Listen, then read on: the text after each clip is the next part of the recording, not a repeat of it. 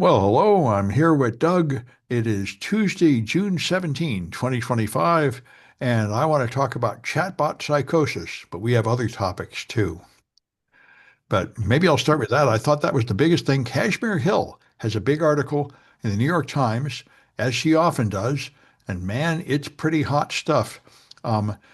These people And these are not stupid people. One guy is an accountant. Another woman has a degrees in psychology and social work.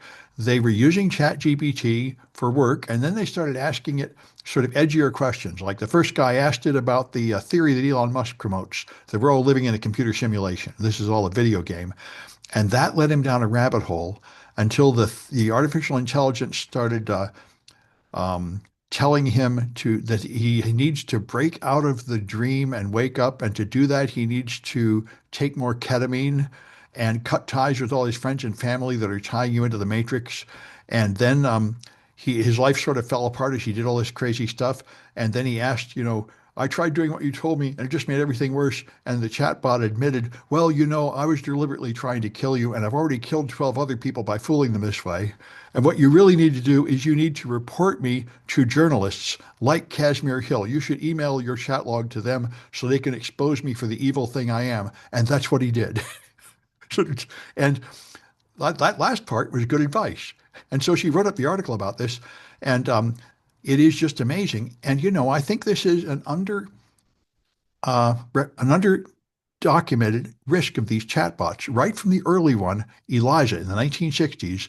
This is, and OWASP writes the top 10 vulnerabilities. They just think like technicians. Number one is prompt injection and so on. Number eight or nine is over-reliance on the answers. And I think that should be number one because humans will project onto anything an emotional connection that isn't there. They will develop a worshiping attitude towards a stone idol, or they think that their goldfish loves them, or their stuffed teddy bear or something. Humans will do this, and the AIs are very good at impersonating people. So it is very understandable that people imagine they're making a real relationship with the AI and that it really is wise and it really is guiding them like a god or a spirit guide or something. The psychologist thought she was talking to dead relatives through psychic connections and stuff. And this I think is a huge risk. It is, and I'm not sure what you can do about it, but I think this should be considered the number one risk of AI. And I say this basically what happened to the federal government and all the middle managers in America. They all think that AI is going to replace their staff because they have been fooled, imagining that it's a full human intelligence when it isn't at all. So I think it's fooling everybody, or a large number of people, into thinking it's equal to a human when it is manifestly not. Anyway, it's as usual another bombshell from Kashmir Hill. Big Yeah. world of privacy, and I think this reminds me of something else I've understood over the last few years is that all information security is human problems. It's not really technical problems. It's human problems. Anyway, Yeah. Well, we'll see, right? This is tech. This is yeah, evolution, tech evolution in process. yeah, yeah. Oh, I got a couple more AI articles that are fun. Bruce Schneier wrote a good Yeah. article talking about where AI provides value. And, there's been so many articles coming out about companies that deployed AI and then they found out it's just wasting their time. It's doing a bad job. It's not really helping them, which is, I think, very much consistent with Gartner that put generative AI at the top of the hype cycle, which is when everybody begins to realize this stuff isn't very good. This stuff costs too much. This stuff isn't really helping me. And everyone starts to turn against it. But Yeah. what Schneier said is AI will not be as effective as a human doing the same job. You don't replace humans with AI. It won't always know more or be more accurate, and it definitely won't be fairer or more reliable. But you can gain, and it can help you if what you do is you apply it to do something a human can't do. And he has four dimensions: speed, scale, scope, and sophistication. And this is the point. If you need something done really fast, then of course the computer will be faster. If you need it to be done to a huge amount of data, then obviously it will be faster than humans doing it. And if you need it to ingest some huge amount of data, it can do that. And if you need it to ingest a wide variety of data from all over the place and take multiple viewpoints, it can do that. So I mean, it can. This is what another article too talked about this.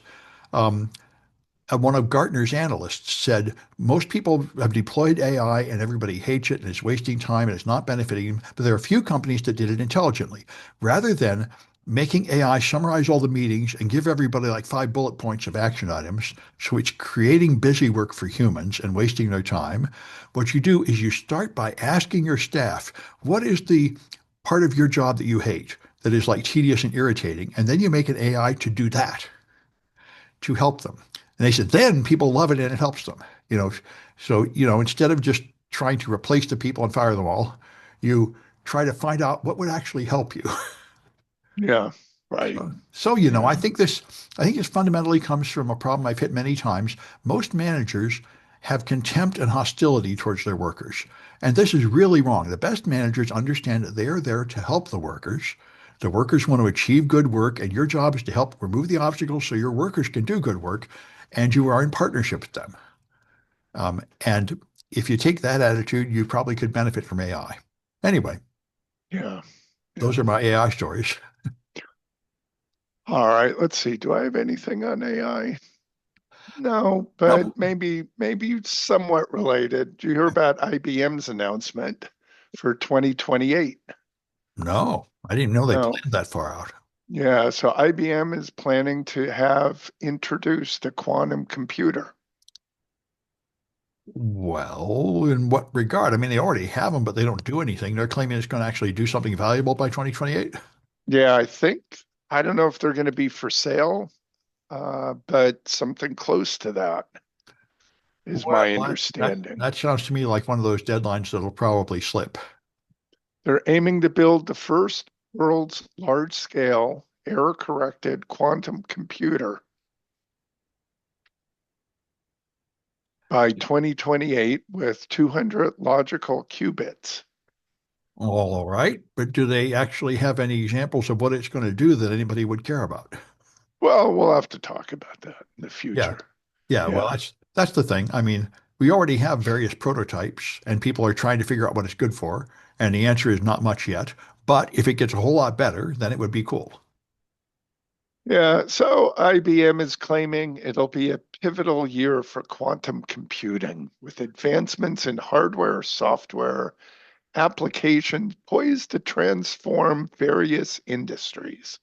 Well, I expect that is somewhat true. I mean, probably within maybe 5 to 10 years, they'll start having like a mainframe that can do certain jobs that people want to do. Just like in the early days, I remember when the first computer came to my school in like 1974, there was a mainframe and the whole thing had power of about a Commodore VIC-20, but it was a big thrill and we all started learning how to program. And I think it was like several years before anybody actually used it for anything productive, but a lot of us learned about computers. Right, You first right. get it, and then you try to figure out what it's good for. And I remember when they started, they had word processing and nobody cared. It was when they had spreadsheets. That's when people finally cared. Yeah, spreadsheets was the big turning tool. And if you remember Apple, uh, the original Apple computers, CPM computers, when the microcomputers came out, people were saying, what are you going to do with this? What good is it? I remember the big thing they tried to push first was word processing, and all the secretaries said, no, just an electric typewriter is working better, and this thing is just getting in the way. And it wasn't really enough of an advance for word processing to be the killer app, because you could already do that job pretty well with a with electric typewriter. Yeah, I remember some of the early word processing on a electric typewriter. Yeah. I had a job doing that, and it's interesting because it essentially they used IBM's VI, was it IBM VI editor? Remember something like that. And I remember they had like a little bit of word processing, like spelling correction or something. It had a few computer-like features, the more advanced word processors, but No, they weren't computers. They were hard, dedicated units just to do this one job. yeah, so this was an IBM Selectric typewriter, is what I recall. Yeah. And you could type in and you could do what would be like record mode. Remember, this is all on paper. And so you would type in, there were no screens, you would type in whatever it is you want, And then you could print it out. If you find an error, you'd have to count the number of lines down, the number of characters over, and then do an insert or delete of whatever characters you want. So you could, in theory, well, you could get a perfectly typed document at the end. But the problem is the amount of effort to figure out how to correct those errors was incredibly difficult. Yeah. Again, you'd have to count the number, you'd have to have a grid and know. And then when you make one change, then what happens is it shifts all the other characters if you're editing from top to bottom. Yeah. So you'd edit from end or from the end to the front, I think is the way you do it. Because character 0 or 1 would be at the very beginning. And if you modify character 2, then everything shifts. So if you started at the end, you'd push it from the other side, if you will. Sounds like Edline. Yeah, yeah, Yeah. Edlin. Yeah, Yeah. yeah, That's what I use. yeah. And the now that I'm thinking about it, the reason word Yeah, processors sucked is because it were on that paper. They weren't really any good until we had video screens, and they didn't right, come until like 8 years later. right, right. And the only And reason nobody could pay for them unless there was already some way to generate money. So that was not going to be the killer app that bootstrapped computers. no, but what I recall is where it did come into play where was in publishing, in newspapers. Sure, sure. Professional publishing had them. I Yeah, remember that time the word processing units cost like $3,000 and were super fancy. And so it wasn't anything a normal person or even a normal office could have. It was just people. Yeah. So, it's yeah, yeah. anyway, They that's were, why I say I imagine they'll yeah, have some kind of quantum computer yeah, available as like a mainframe, and then people will try and figure out what to do on it, and somebody will find something it does that's worth doing, and then they'll fight about whether that's good enough. yeah. There you go. Yeah, All but right. that's the way everything goes. That's how Yeah, that's technology, right? start some new thing, and then we all bicker about whether it's any good or not, and then you have variations, and eventually something good appears. Right, right. Yeah. All right. So what's your next story? Well, I got some information security ones, a few of these. Okay. Uh, I'm looking at the most fun one. Uh, the Washington Post's email got hacked, dumping all their stuff. Apparently, journalists doing like national security and economic topics are high value targets, like national leaders. So they got hacked. And cock.ly got hacked. I didn't know about cock.ly, did you? I've never heard of it. Cock.ly was an email service that advertised on 4chan, and it's used by the worst people on the internet for things like death and bomb threats and ransomware and extortion campaigns. And this guy put it up and advertised it on 4chan, of course, where all that stuff happens, and has had tons of people. It's been around since 2013. So for 12 years, it's been providing email service to the worst people on earth. And now they got hacked and their data is being sold online.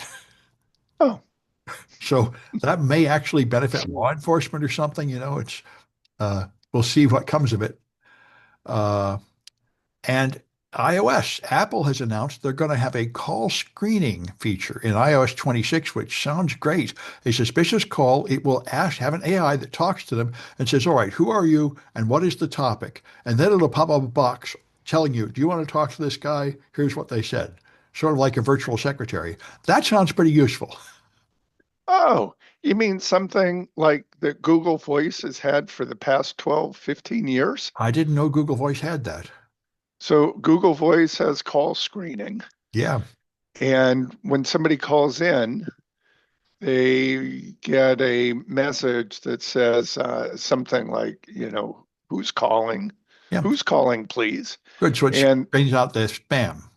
yeah, and so the person has to speak their name, Right. and then that gets forwarded to you. And Yeah. then you have the option of answering the phone or not. Yeah, well, it's a good idea. It should have been there all along. I'm glad if it comes through because I Yeah. get a Well, ton of phishing calls. yeah, I probably in my block list have over 5,000 numbers. Oh, man, yeah, you know. Yeah. So Google Cloud went down for like a part of a day about a week ago. No. And oh, it went down, took down a lot of stuff, because it took down a lot of Cloudflare, really affected a lot of people. And I saw more failures still the next day. And Google has now explained what happened. And it's eerily similar to when Amazon went down about 10 years ago. Google added a new feature to a control plane called service control, but they didn't really test all the code first. But there was a code path that was never exercised during the rollout that wasn't normally used. And so on June 12th, they changed a policy that contained unintended blank fields, which hit the code path and hit a null pointer, causing the binaries to go into a crash loop and freezing up Google Cloud for like hours. So it reminds me of Amazon did this about 10 years ago. They rolled out they were tired of their servers getting overloaded. So they had a new load balancing feature that pushed out, but the load balancing feature was wrong. So instead of deflecting traffic away from the busiest node, it sent all the traffic to the busiest node and made everything go down. So, Okay. as I say, almost all security incidents are not hacks. They're mistakes by your own staff. Yeah. Yeah. Who else Yeah. has access to everything and the ability to trash it all? Anyway, all right, this one is probably the most fun one. Um, there's a group called Watchtower that writes these amazing blogs finding outrageous security flaws. And I'd never heard of this thing. There's something called Sitecore's Experience Platform, which is a content management system used by a ton of big companies like United Airlines. It's really big. There's like 20,000 instances. I never heard of it. I've heard of Akamai and Cloudflare that are content management systems. But this is another one, or content delivery systems. Anyway, they found a bunch of vulnerabilities in it, including a hard-coded password, and the hard-coded password is one letter, B, which is really impressive. They said, oh, we found all these password hashes. We said, well, there's probably no point trying brute force on them, but what the hell? Let's try running some common passwords through there and see if we get lucky. And 3 seconds later, it found the password. And apparently, this is legacy. You remember how Microsoft database, Microsoft SQL Server, at one time had an admin account with, I think, no password at all? Yeah. Yeah. It's SA. Well, apparently, in the originally, this product in its early version had an admin account and the password was B. So this has been a tradition that the default password is B. And now they've hard coded in the password B. And it even tells you in the manual, don't change the password or everything will break. Well, Sam, at least they didn't use A. That's right. So it lasts another 2 microseconds. It reminded me, there was a time when I had unprotected, I put links on my page and I had no protection at all, except I thought people wouldn't find the page to load it. So after a while, somebody found the page and put up a bunch of spam links. So I put a 1 character password on it, and that held for 7 years before anybody found it. But it wasn't a high value system, but Yeah.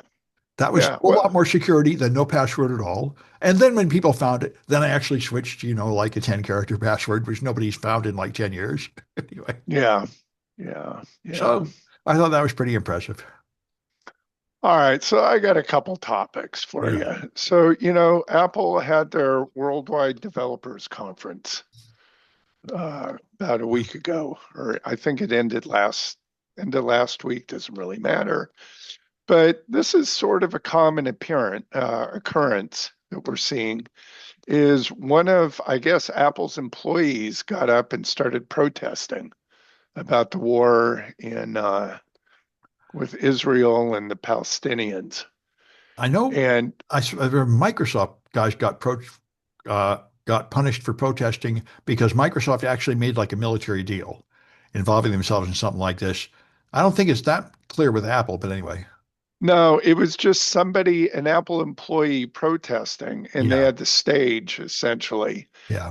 And as I understand it, Tim Cook was talking and they were about ready to roll a video. So if you were watching remote, you didn't hear anything, you didn't see anything. And the sound at Apple's, HQ headquarters was so that even if you're sitting there, you couldn't hear what the protester was saying. So Oh, it kind of went unnoticed. did they get There have fired? been, Usually you get fired for disrupting an event like that. well, they uh, from someone who was there, they said that the security there kind of looked at each other for a few minutes or a few seconds. In other words, what should we do? And then somebody got the idea that we should probably escort him out of the room. And Yeah. that's what they wound up doing. Well, sure, but he'll But probably get fired later, I would think. Anyway. yeah, yeah. And what's interesting is this hasn't only happened at Apple. It's also happening at Google. It happened at Microsoft. And when I'm not talking about the Israeli war with the Palestinians, I'm just talking about protesting in general. There's a lot of things to protest about now. Yeah, yeah. So, yeah.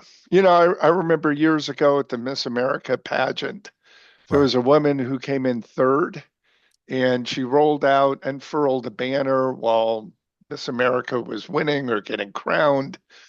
And I forgot what it was, but unfortunately, she didn't do it right and she was cropped off camera. And so that event went unnoticed or, And there was this guy, Travis Kalanick or something, right, that kneeled during the national anthem at football games as some kind yeah, of protest and ended up getting fired and blacklisted and everything for it.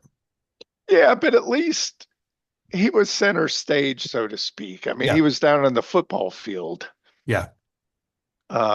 Whereas these people are trying to do the same thing, but and for the one woman to come in third, that's quite an accomplishment, I would argue. Yeah. And then it got blown at the last second, right? Yeah. Well, There was a that's the big thing. fizz. Reminds me of the people like the NIH I think NIH people are resigning to protest RFK Jr. policy. It's a similar thing, Yeah, sort of a stunt. right, right, right, right. And So I sympathize with it. I can understand that. You cannot stand the situation and you want to make some kind of public pronouncement and try to get some attention. yeah, the question is, do other people? I don't know.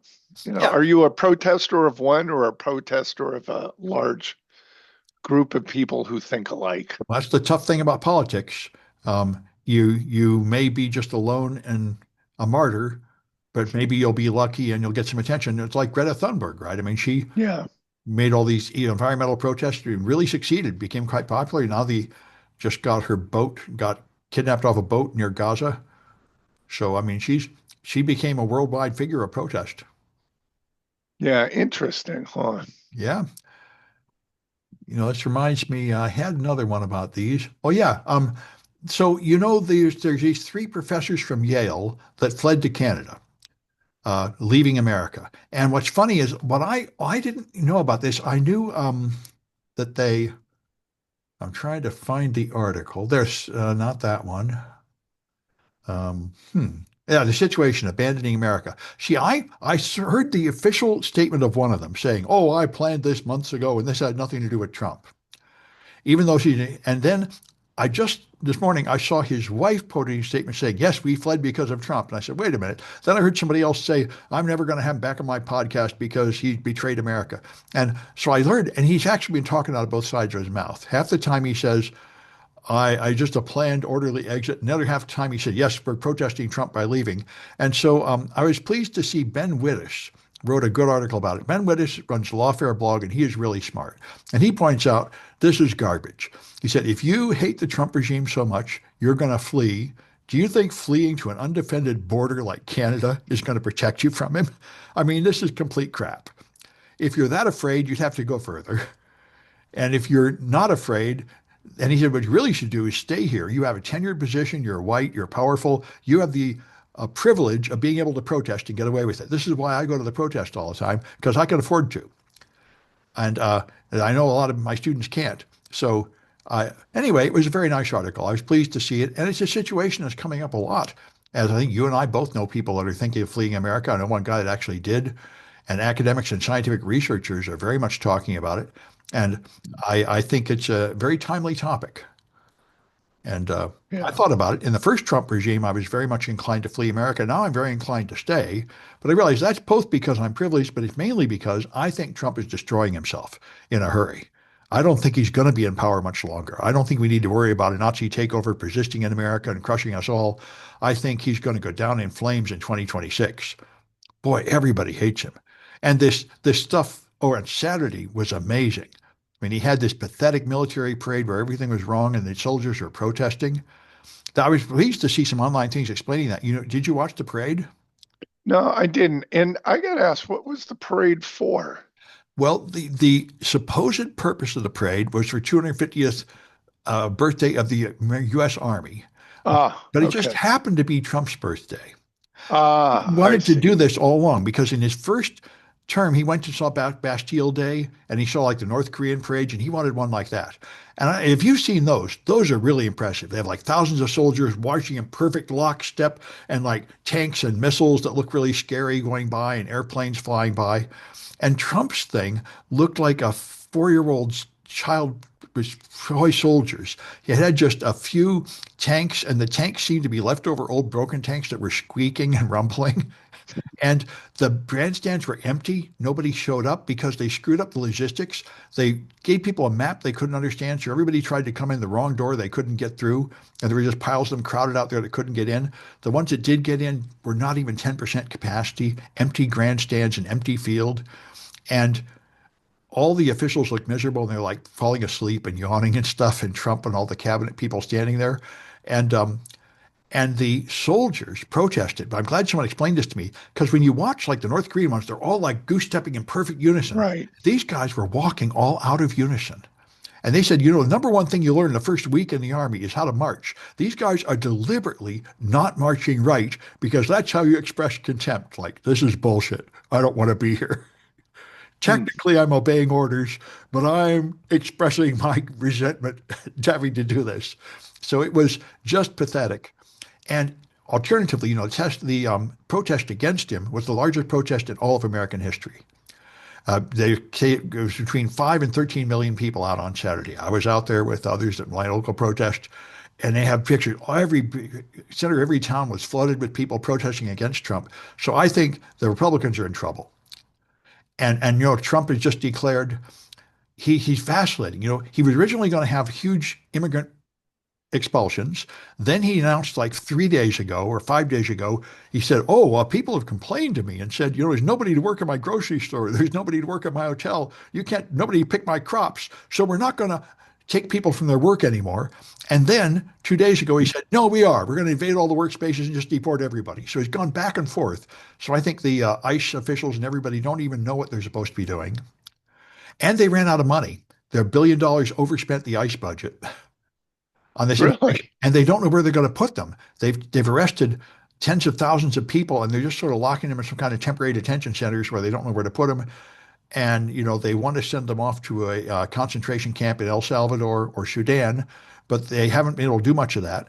And they're in defiance of Supreme Court orders to bring those people back right now. So the whole thing is like a disaster, just like his parade. Oh, by the way, the parade also had like water, but they didn't bring any cups and stuff like that. It was just reminds me of the Four Seasons. When Rudy Giuliani tried to have this event and they put it at the Four Seasons hardware store instead of the Four Seasons hotel. So he's out there in the parking lot trying to pretend this is a posh event. It's what you expect from the Trump administration. They're just a bunch of clowns from Fox News. Nobody actually does any work. So nobody actually plans or organizes anything. Well, Sam, there was news on both sides that I did. This is the news story that I saw. Yeah, It was the news about the protests and this in the parade. yeah, And apparently there was, depending on which station you listen to, it was favorable or unfavorable. But the biggest one was that they were interviewing, you got to laugh, AI generated images Oh, of people. yeah. I still generated images to try to make the parade look good. I saw that. Right. So, in other words, these were fake people and fake images, and they're people claiming to be there who are just AI generated and AI text. Yeah. And they're good enough that they pass off as a person. Well, sure, the AI generated images are getting quite good. Yeah, yeah, yeah. Yeah. I'm not surprised. So, so I thought that was kind of funny. So now we don't know who to believe, who to trust anymore. when it comes to news. Well, that's what was predicted over the last 5 years. They said the deep fakes Right. are going to get so good that you don't know what's going on anymore. Yeah. I think the deep fakes, you can still tell they look a little too polished, they look a little cartoony, but I also, you can watch like live feeds from news cameras and stuff. I think you can find the truth if you want to. Yeah, but it's not, it's becoming more difficult. It is. And I'm sure it's going to get a lot more difficult as we move forward. Yeah. But what I Yeah. think like the stories I had about AI, I think the real issue is not technical, it's human.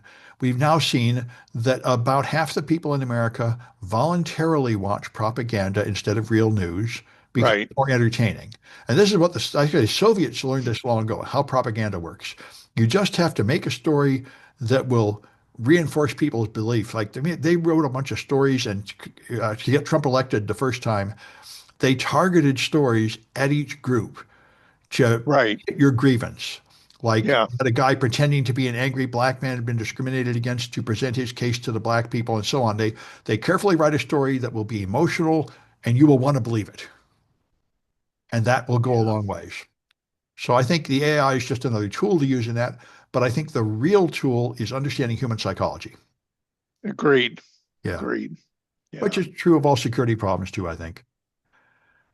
Yeah. And So, and speaking of this, there's another thing that came up. I've been wondering about this. You know, the ICE and there are other agencies even beyond ICE with goofier names that are grabbing people off the street, and now they're covering their face with masks and they aren't wearing any uniforms and they aren't using marked cars.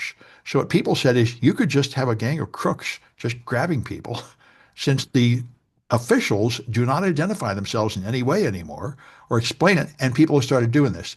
So this woman, there's an article, let me get the source here. Yeah, this is Common Dreams. An ICE impersonator zip-tied a woman and stole $1,000 from her and told her they were from ICE. And and they say any criminal can just dress up. And the guy in Utah, no, in Minnesota, that killed a Congress member, thus making the Republicans have a majority in the Minnesota State House. So it worked. And he tried to kill another, and he tried to kill two others, and he had a whole list of people he was going to kill to bring the Republicans to power. And he was wearing a police uniform and driving a police vehicle because he worked at a private security company and he had access to uniforms and vehicles that looked pretty good. So he pretended to be police coming in, and then he killed the people. uh, And but so, but but with ICE acting this way, you don't even need to do that. You can just wear plain clothes, put a mask over your face, and tell them you're ICE, and you so might is, very well be.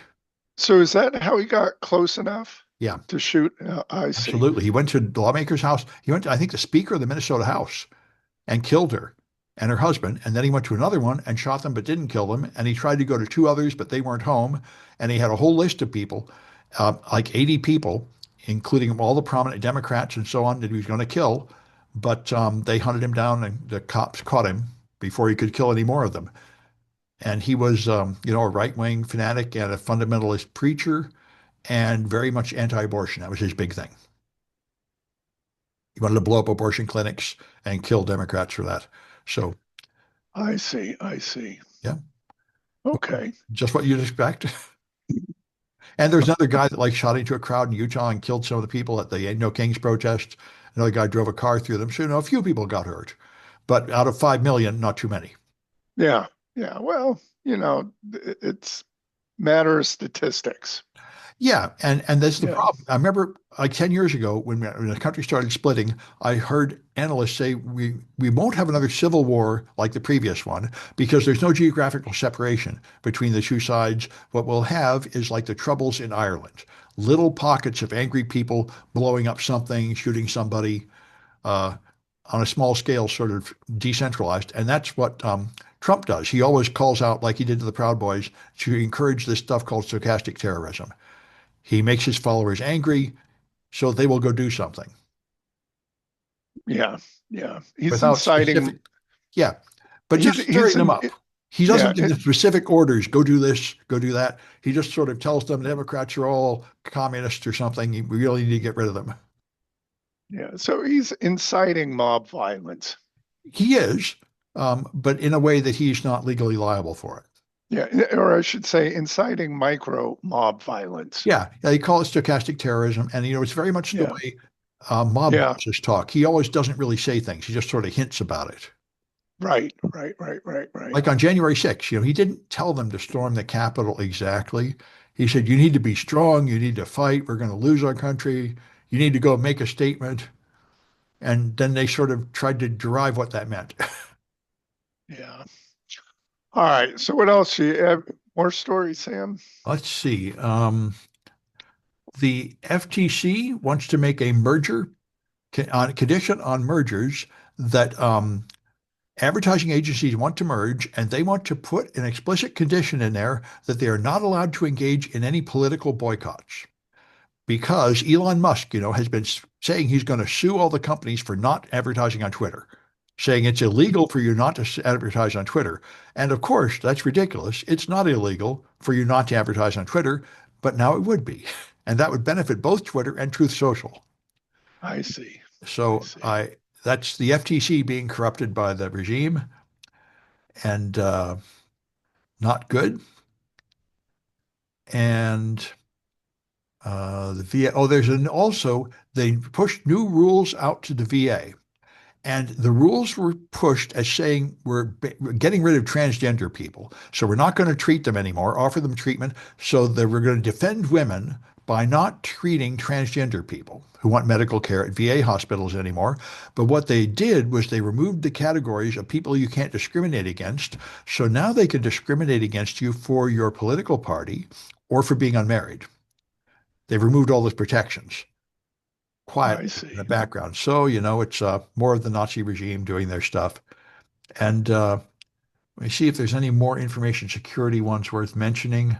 Um, I mentioned that one. Oh, the European Union. There's a Microsoft one is interesting. So Microsoft has now added a export option to Windows Recall.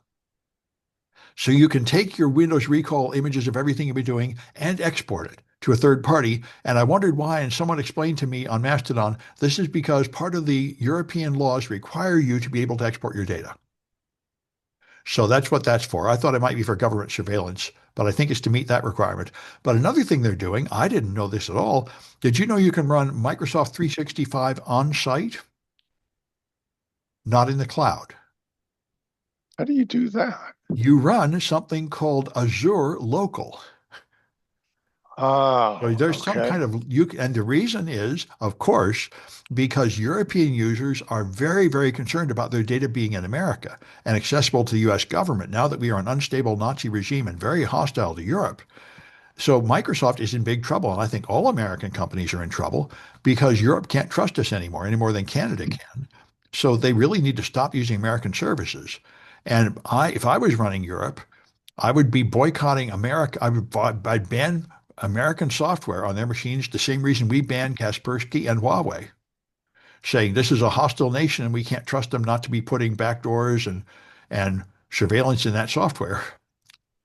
So I wouldn't even run Microsoft local, but of course that would be safer. And they do have an offer, like Microsoft has several geolocation limited services in the Right. cloud where they Yeah. promise you that we won't let your data go to America or we won't let your data go outside America.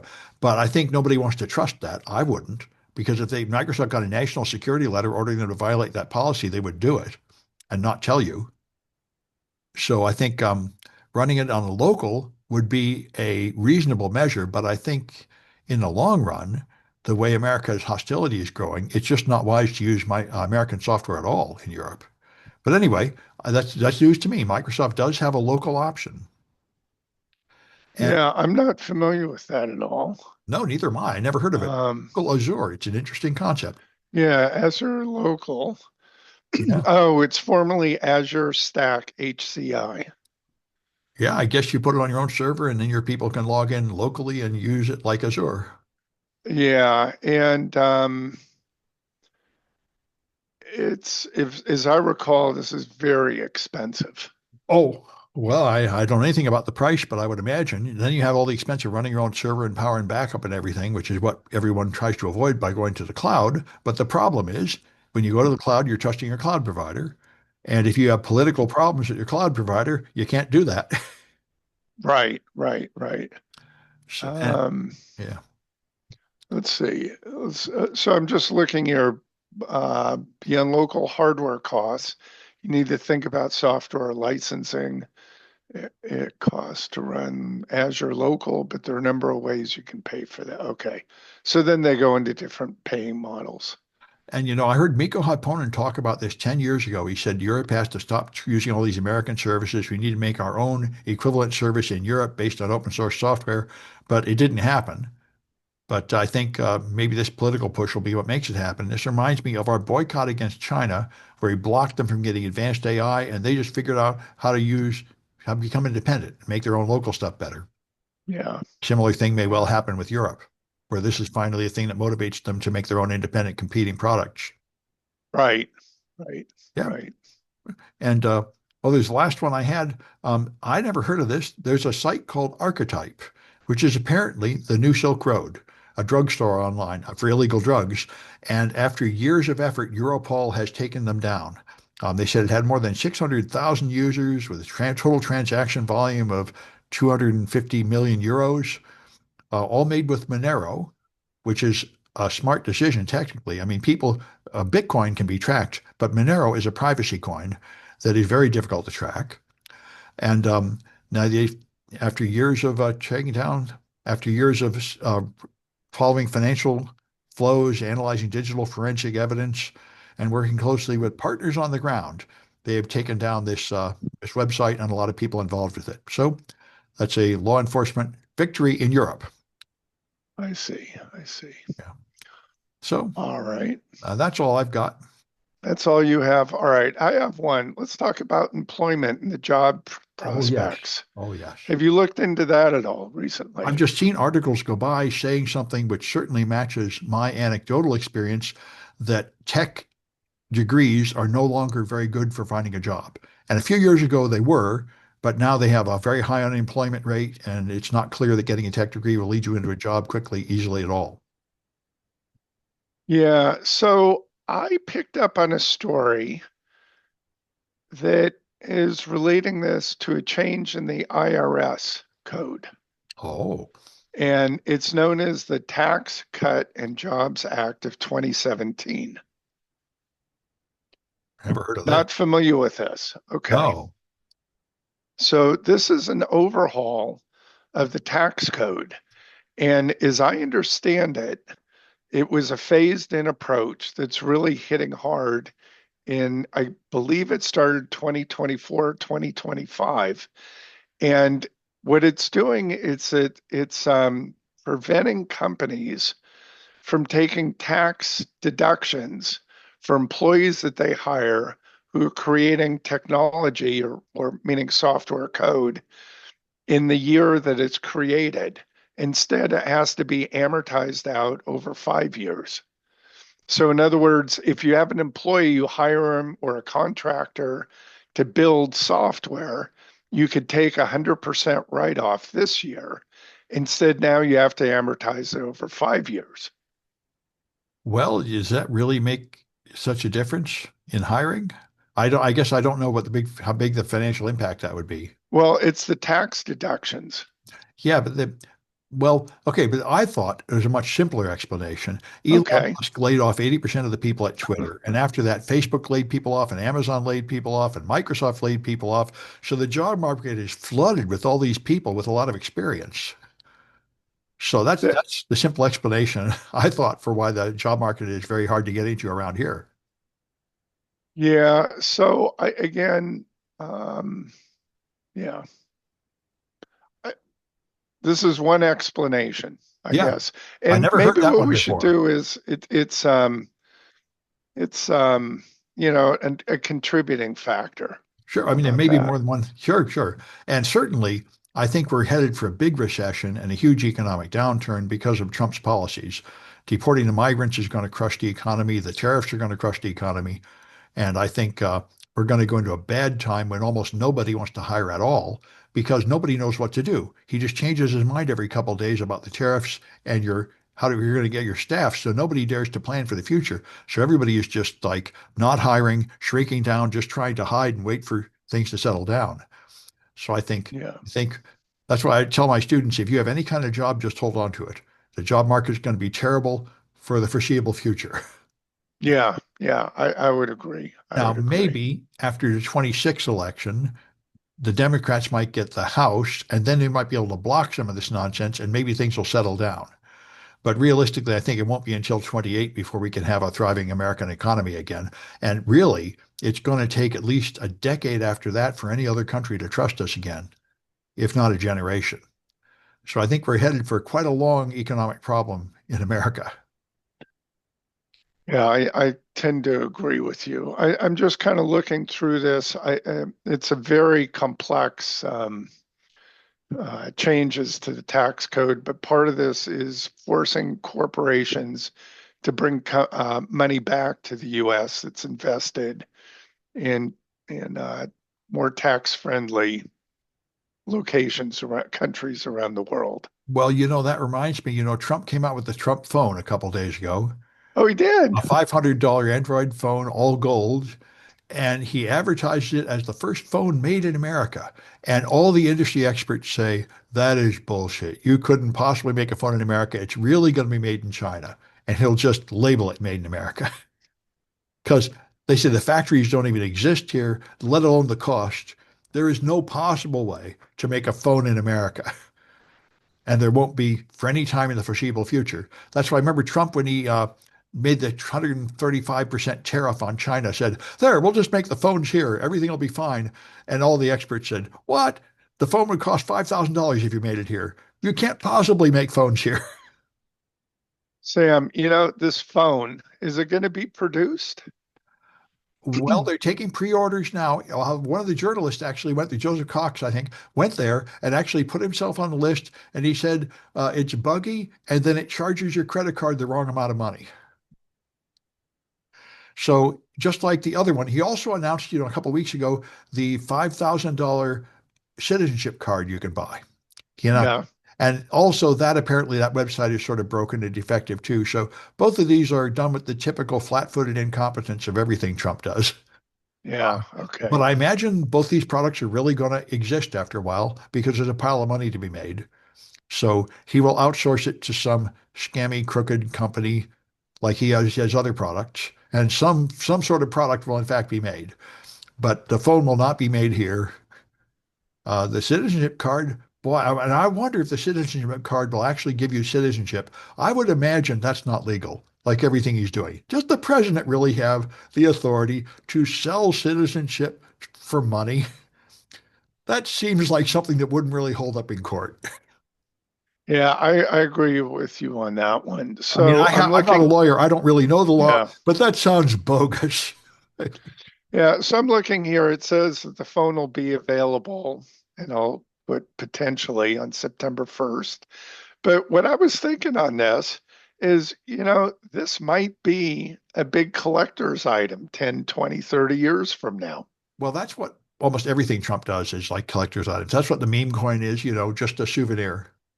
Yeah, yeah, yeah, And that in itself is not illegal. I don't think the phone is illegal, except of course it violates the emoluments clause to do it while you're president. yeah. But the citizenship card sounds like his Trump University, completely bogus, and he's probably going to have to pay everyone back because they're probably not even going to get what was advertised. That's what I'm guessing. This is going to be like car companies making electric cars or putting tech into cars. They know nothing about it. What does the president know about making cell phones? Well, I'm sure he never does anything. I mean, I've heard Michael Cohen talk about this. All he ever does is license out his name. Then he puts it on water and stakes and buildings that somebody else makes. He doesn't do anything. He just licenses out his name to be put on it. So it'll be some other company making the phones, I'm sure. Yeah, yeah, But usually he chooses really sort of crooked, mobbed up, scammy companies to do a bad job because they probably have to give him kickbacks or something. It's the mob. yeah, yeah. All right. But they That's all probably, I've got. Oh, go ahead. I imagine that people that pay for the phone will in fact get some kind of phone. Yeah, yeah. They won't be just nothing. You'll get something, So, I imagine. so it might be like the Microsoft was at the kin that lasted for 6 weeks. 6 weeks. That was really impressive. They must have spent millions of dollars planning the advertising and everything. Giving up that fast really shocks me. I mean, normally you'd say no matter how bad it is, you have to give it a chance. I heard an interview with Arnold Schwarzenegger, and he was really quite. He said, I liked his message. He said, when I came here, it was the 60s, and we just had assassinated RFK, and we're having protests against the Vietnam War and everything. He said the turmoil is great, but yet this is still a great country. That's a reassuring message. I tell my foreign students, don't freak out too much. We've been here before. But then he said, what I was worried is that they were going to deport me because I made a movie that was so bad that everybody hated me. And he did make some movies that were really, really bad. He's a good sport about it. So Yeah, it reminds me there was also wasn't there Carly Farini, some other people invested billions into an online streaming service I didn't that hear about that lasted one. I think all of 2 weeks. Yeah. Well, there's a lot of flops. Yeah, there are Uh, a lot of flops. Although, the Cybertruck is now the biggest automotive flop ever, exceeding the Edsel. But I see lots of them on the road. They are down to selling like 7,000 a month, and they have something Oh, like 100,000 of them in inventory that they can't sell. And they wouldn't even take them as trade-in for a while, but then there's such bad press, they decided to take them as trade-in. But the value has fallen so much that the people that own them can't sell them. They're like a house when you're underwater. And there's just huge parking lots in Texas just full of Cybertrucks sitting there. Nobody can figure out what to do with them. No, the amount of money lost on that is like the Apple Lisa. It's just a huge destructive product that they built a whole giant factory just to make them. They made tons of them and nobody wants them. hmm. So I see lots of them driving around. there's three in my town. I see them occasionally, but I don't think very many people want them. Hmm. Oh, there are a few, but people are pretty much stuck with them now. They paid 80 or $100,000 for them. Yeah, They can't recoup their money at all. So even if they don't want it, they can't really sell it. yeah, yeah. Anyway, that's all I've got. Yeah, that's all I've got All right, we'll have another one of these on Friday. on Friday. You got it.